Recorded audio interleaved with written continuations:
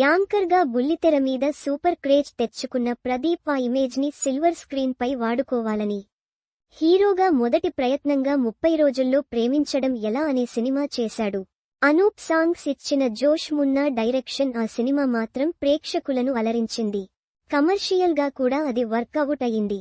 అయితే హిట్టు కొట్టాం కదా అని వెంటనే సినిమా చేయకుండా మళ్లీ కొంత స్మాల్ స్క్రీన్ పైనే యాంకరింగ్ కొనసాగించాడు ప్రదీప్. మరో హిట్ సబ్జెక్ట్ దొరికేదాకా వెయిట్ చేశాడన్నమాట.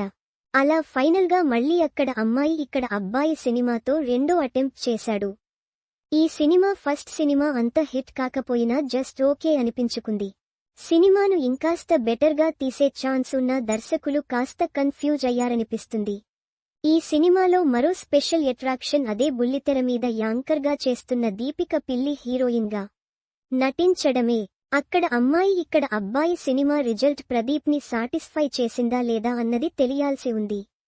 అయితే సినిమా చేయడం మళ్లీ గ్యాప్ ఇచ్చి బుల్లితెర మీద షోస్ చేయడం, మళ్లీ మంచి కథ వస్తే సినిమా చేయడం ఇలా చేస్తున్నాడు ప్రదీప్. అక్కడ అమ్మాయి ఇక్కడ అబ్బాయి సినిమాకు ముందు అన్ని షోస్ ఆపేసి ఆ సినిమా మీదే పూర్తి దృష్టి పెట్టాడు. ఆ సినిమా పూర్తయింది. మళ్లీ అతను బ్యాక్ టు స్మాల్ స్క్రీనా లేదా మూడో సినిమా వెంటనే చేస్తాడా అన్నది ఆసక్తికరంగా మారింది.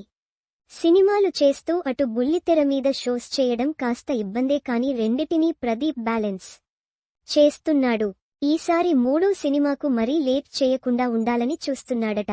అయితే ముందు 2 సినిమాలు కామెడీ ఎంటర్టైనర్స్ గా చేసిన ప్రదీప్ ఈసారి తన థర్డ్ అటెంప్ట్ గా ఒక సీరియస్ సబ్జెక్ట్ ని తీసుకోవాలని చూస్తున్నాడు. అదే జరిగితే తప్పకుండా ప్రదీప్ సక్సెస్ అయ్యే ఛాన్స్ ఉంటుంది. ప్రదీప్ నెక్స్ట్ స్టెప్ ఏంటి? మళ్లీ బ్యాక్ టు స్మాల్ స్క్రీన్ అంటాడా లేదా నెక్స్ట్ సినిమాకు లైన్ చేస్తాడా అన్నది చూడాలి. ఆడియన్స్ మాత్రం తను సినిమాలు చేస్తూ బుల్లితెర మీద కూడా కొనసాగాలని కోరుతున్నారు.